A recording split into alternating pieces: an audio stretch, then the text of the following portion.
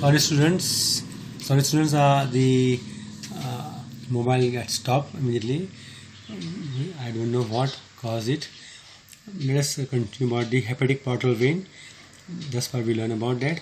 So it starts from the stomach and does not directly convey the blood, as we learn about, into the posterior vena cava. Instead they enter into the liver as a combined hepatic portal vein. Then it breaks up into capillaries in contrast to the general characteristics of the vein, and new vein called hepatic vein is formed, and by the reunion which joins the posterior vena cava. Right? So the veins, it says a portal vein is one which starts with capillaries and ends in capillaries, and we call it portal vein system. Right? Now these are the few things. You can take a look at the table. The main blood vessels about the heart, the liver. Blood vessels entering the heart, anterior vena cava, right, formed by the union of the jugular vein and subclavian vein. Posterior vena cava from lower parts of the body into the right atrium. And the pulmonary veins, two veins from each lung into the left atrium. That is about the vessels entering the heart. Blood vessels leaving the heart, pulmonary artery from the right ventricle, lower right part, right, to the lungs, and aorta from the left ventricle to all other parts of the body. And then liver, blood vessels entering the liver is called hepatic artery from aorta into the liver, and hepatic portal vein from stomach and intestine into the liver.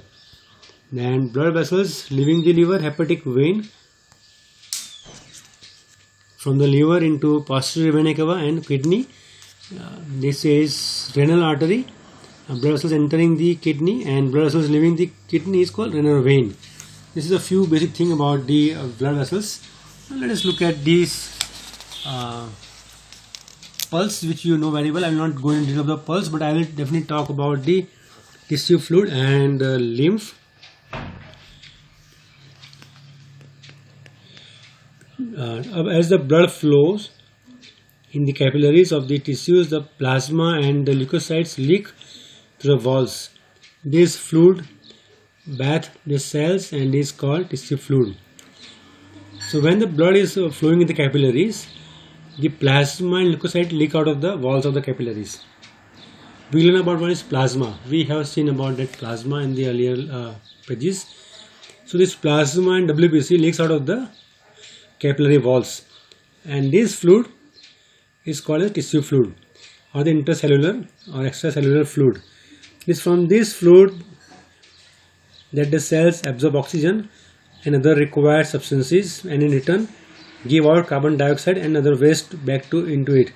So when the blood comes from the heart and it come across the different organs, meanwhile it come in the contact of the digested food and the nutrients is absorbed in the blood, and these all come to the different parts of the body. And as we just learned it, the body part of the cells of that particular organ, it absorbs the oxygen and the nutrients, right? Lymph and lymphatic system. So the tissues fluid may be reabsorbed into the blood vessels, but most of it enters another set of minute channels. This one.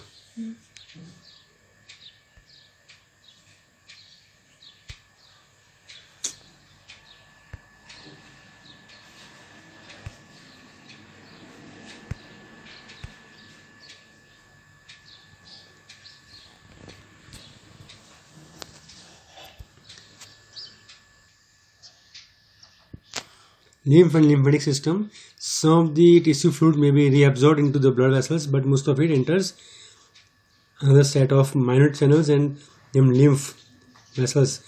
It is called lymph. The main lymph vessels are shown in the diagram. If you take a look at this, the structure is given, the function of the lymph and the lymph is given here in the diagram, which you learned in the previous classes also about lymph, right?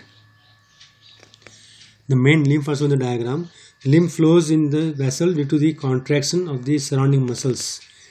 This again is a beneficial effect of the physical exercise. The lymph vessels on the way drain lymph into the lymph nodes, from where the fresh lymph channels arises and ultimately pour the lymph into the major anterior veins close to their entry, the right auricle, and is again in the circulation.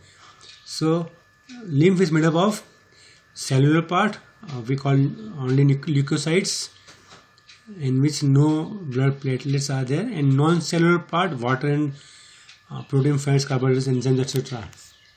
Right? Now functions of the lymph: supplies nutrition and oxygen to those parts where blood cannot reach, is very important. Drainage: it drains away excess tissue fluid and metabolites and returns proteins to the blood from tissue spaces. Absorption of fats from the intestine are absorbed through the lymphatics. And defense: lymphocytes and monocytes of the lymph functions to defend the body. The lymphatics also remove bacteria from the tissues here, right? So they are very helpful for the defense of the body. The lymph nodes tend to localize the infection and prevent it from spreading to the body as a whole. The tonsils on the sides of the neck are also lymph glands. So when you have cough and cold, doctor sometimes put the hands underneath your jaw, somewhere above the neck, to search for the lymph nodes. If it found little bit of swelling, he understands, doctor understands there is infection, and then doctor gives the medicine for that infection. But so lymph stops the spread of the infection. The spleen, one more part again here. If you look at the diagram here, spleen is here. Okay. The spleen is a large lymphatic organ. Again, it's a part of the lymph system, right? It is reddish brown in color and situated in the abdomen behind the stomach and above the left kidney. It acts as a blood reservoir, produces lymphocytes, destroys worn out, damaged red blood cells, and in an embryo it produces RBCs. Now then, this is the basic thing which just take a look at this. Examination of the blood corpuscles under the microscope. Then this is the system they are given, so I will not touch more about this, right? So this is what about a lesson of the class 8 about the heart, right? And I hope you will learn, and if any difficulty you come across, please approach the teacher. God bless you.